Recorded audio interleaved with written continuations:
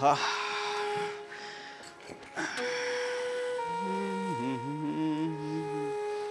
Good morning. Good morning. પણ આ શું રોજની જેમ ઓફિસ જવા માટે તૈયાર થઈ ગયા? રોજની જેમ જ ઓફિસ જવાનું હોય ને, તો આજે શું કંઈ અલગ કરું ઓફિસ માટે? આ પણ રોજ ઓફિસ જવું જરૂરી નથી ને.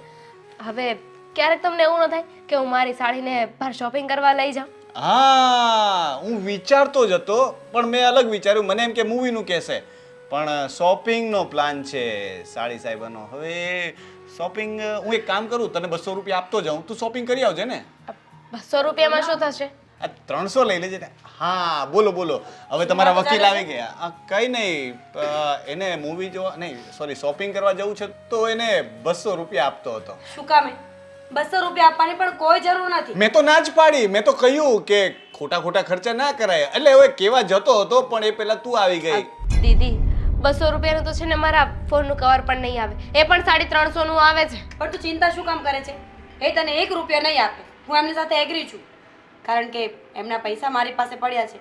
એમાંથી તારે જોઈએ ને એટલા પૈસા લઈ જજે, બરાબર ને? બરાબર. આ બંને બહેનો મળીને છે ને પાર્ટી ઉઠાવવાની છો, હે ને? એક દિવસ આવીને ખબર પડશે કે મારી પાસે જે બચત હતી ને, એ તો બચી જ નથી. ઠનઠન ગોપાલ થઈ જઈશું. સિરિયસલી આટલા પૈસાવાળા છો. આ તમારા મમ્મી, તમારો ભાઈ દેશમાં પૈસા જ ઊભા કરે છે. આટલી જમીન છે શું કામની? એમાંથી થોડો ઘણો ટુકડો વેચી નાખવાનો ને. અને હા, મને 200 જ રૂપિયા આપવા હતા, તો શું કામને મને અહીંયા લઈને આવ્યા? ત્યાર તો જીજુએ કેવી વાત કરી હતી કે અઠવાડિયે મને શોપિંગ કરવા લઈ જશે, તો એ બધું ક્યાં ગયું? આ સાડી સાહેબા તો સિરિયસ થઈ ગયા. અરે 200 નહીં, તું 20,000 લઈ જજે ને. તારું જ ઘર છે, બરાબર છે? એમ પણ આ ઘરમાં મારું કંઈ ચાલતું નથી. જો આ તને ખબર ના હોય તો કહી દઉં, જે થવાનું છે એ તો એમની મરજીથી જ થવાનું છે. તો હવે તને મારાથી ના તો ના પડે ને. એ જેટલું અમાઉન્ટ કે એટલી લઈ લેજે. ડોન્ટ વરી જીજાજી, કારણ કે હું તો વધારે સમય હવે રહેવાની નથી ને. આ કોલેજનું છેલ્લું વર્ષ છે, એ પૂરું થઈ જશે પછી તો તમે બંને મારા લગ્ન કરાવી દેશો. હા, કરાવી તો દઈએ, પણ એ જે રીતે વાત કરે છે એના પરથી એવું લાગે છે કે એણે કંઈક નક્કી કરીને રાખ્યું છે. આટલી બધી ઉતાવળ કેમ છે? મને પણ એવું જ લાગ્યું.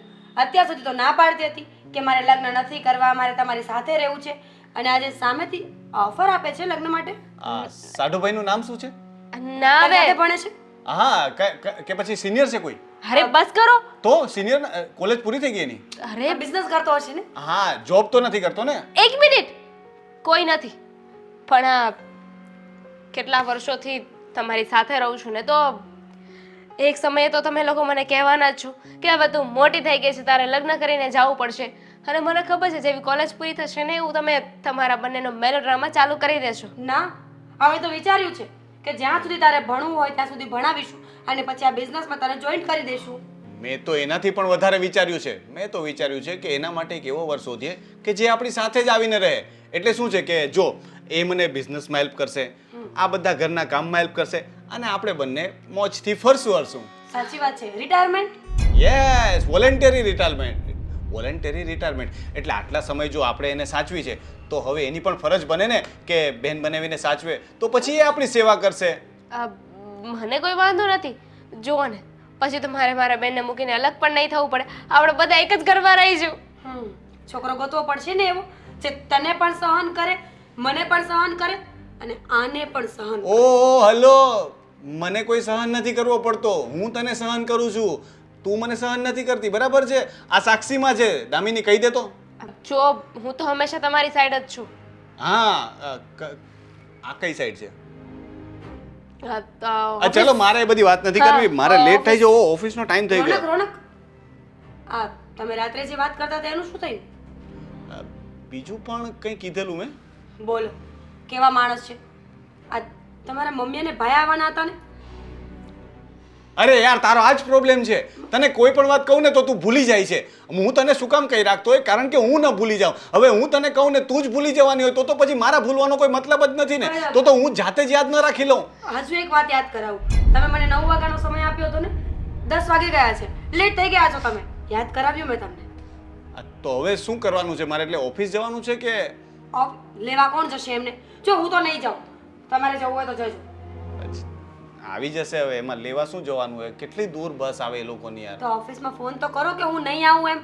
રજા તો રાખવી પડશે ને. સમજાવ ને બેન, સમજાવ ને. સારું હવે હું ઓફિસમાં ફોન કરી દઉં છું અને એ લોકો તો એમની જાતે આવી જશે. ભાઈ અને મમ્મી કંઈ નાના નથી કે એમને લેવા જવું પડે. ઠીક છે? અને સાંભળ ને, એ લોકો આવે નહીં ત્યાં સુધીમાં. નહીં, યસ. મારે બહુ કામ છે. હું અરે જાઉં પ્લીઝ, છું. તારી I'm ચા out. સારી બને છે. એમ તો તારી પણ સારી જ બને છે, તો તું બનાવી નાખ ને. ચા? હા. Thank you. તમારે રજા નથી રાખવાની, ઓફિસે જાઓ. મમ્મીને ચા હું પીવડાવી દઈશ. હલો. હા સર. હાજી. હા, એક વાત કરવાની હતી.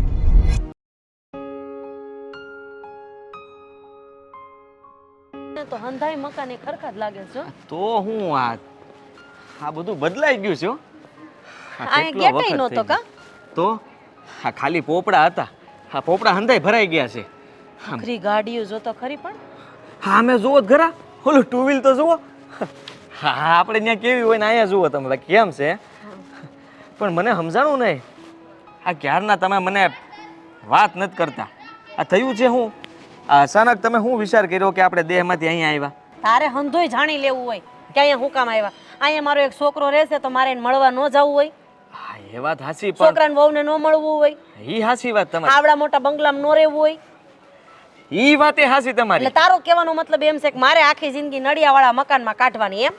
હું એમ નથી કહેતો, મારું કહેવાનું એમ હતું કે ત્યાં કેટલું કામ હતું મારે, તમે મને લઈને શું કામ આવ્યા? પણ ખેતી સિવાય બીજું કઈક હોય હો, નકરું ખેતી ખેતી ન હોય. તને તો ક્યાંક બહાર કાઢ્યા જેવો નથી. હા, બહાર નીકળ ત્યારે તો સાનો મનો બેહતો હોય, એટલે જ તને શહેરમાં લઈ આવી, થોડોક કંઈક તારામાં સુધારો આવે. હા મારું હક પણની વાત નથી કરવાની, હા શું કહેજો. એટલે હક પણ જેવડો જ થા, પછી હક પણ કરશું. હે, આ તને થાચવી ન થકતો, તને હું મને ન થાચવી શકતો, અને હવે માન ન થાચવી શકતો એ બાયડીને ક્યાંથી હાચવી કે? હા આખી વાડી ખેતર હંધુય હાંસવી લઉં છું, તો એક બાયડીન નો હાંસવી એકું વાત કરો છો તે, અને આ ઊભા સેઢા ઠેકી જાઉં છું. કાંઈ નાનો નથી હું. છેક ઈ પાસ મન ન ખબર હોય ને, કારણ કે વાડીએ હું ક્યારેક ક્યારેક આવતી હોય. એ તો તમારી પાસે કામ નથી કરાવવું એટલે આવવા નથી દેતો. બાકી તમને તો બહુ હરખ થાય છે, હાલતા ને ચાલતા કયો લે બેટા હું આવું, હા ભાથું દઈ જાઓ, હા થોડું કામ કરી દઉં. પછી મેં કીધું રહેવા દ્યો ને, આ એક નાનો આપણો અહીંયા શહેરમાં કમાય છે, તો તમારે ઉપાધિ શું છે ને હું ત્યાં કમાવું છું. આપણે જલસો કરો ને તમ તાર ખાલી. મારે તો હવે અહીંયા રહીને જલસા કરવા છે. મને તો હવે અહીંયા ગમી ગયું છે. હું કેવું ગગા તારું? મને ન ફાવે હો, તમે અહીંયા રહેવા દ્યો, આમ મજા આવે હા થોડાક તો દી. તું એકલો રહેજે ન્યા, હું અહીંયા રહી બસ. કેવી વાત કરો છો તમે, તમે સમજતા કા નથી. અને તમને અહીંયા બહુ નહીં ભાવે. હા તમને થોડા દી લાગે, આ નકરો દેકારો જો, આ ક્યાંક ને ક્યાંક હોર્ન મારે ને પીપુડા મારે ને, હવે એમાં આપણા કાન ફાટી જાય. અને ત્યાં કેવું આપણને આમ પક્ષીઓના અવાજ સંભળાતા હોય, એ લીમડા હેઠે ખાટલો ઢાળીને બેઠા હોય. ટૂંકમાં કહી દે ને કે માનો પાલો તારે છોડવો નથી એમ. જો હાસુન, મને તમારા વગર ન ગમે, તમે અહીંયા રહેવાનું આ વિચારો. બધાય છે ને, બધાય આવું જ બોલતા હોય. બાયડીઓ આવે ને એટલે બધાય ફરી જાય. આય નહોતો કહેતો મને બા શહેરમાં ન ગમે, મને શહેરમાં ન ગમે. લે આવી ગયો ને અહીંયા, ઘર વસાવી લીધું ને. હા તો પણ હવે એને ક્યાં ત્યાં દુઃખ છે? એને તો એ ભણેલો ગણેલો હતો ને અહીંયા કામ ધંધો સારો કરે છે તો એને જલસો છે, અને ભલે ને કરતો જલસો, આપણે દેહમાં મજા જ કરીએ છીએ ને. ઊંચી ઊંચી બિલ્ડિંગો તો જો.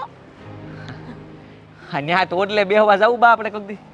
સાનો માનો ઘર ગોઈત ને, અહીંયા પગ દુખે છે તારી પણ માને. હું તો કેટલા ટાઈમ પહેલા આવ્યો હતો, તઈ કહું તો શું બધું ખાલી હતું, આ બધું ભરાઈ ગયું છે, આમાં ક્યાં હેળ હુજે છે? હવે ફોન કરવો પડશે. હા, ઓલા બેન છે ને એને પૂછવી, એ અહીંયા જાણીતા હોય, તને ભાઈનું નામ સરનામ બધું પૂછ લે. હા તે ત્યાં પૂછી હાલો ને, મને શું વાંધો છે? અને હું કહેતો હતો, હા તમે છે ને ખોટું રિક્ષા ભાડાના રૂપિયા બગાડ્યો. કેમ? આ ક્યાં આઘું હતું? હાલ ને વેવલો થાતો.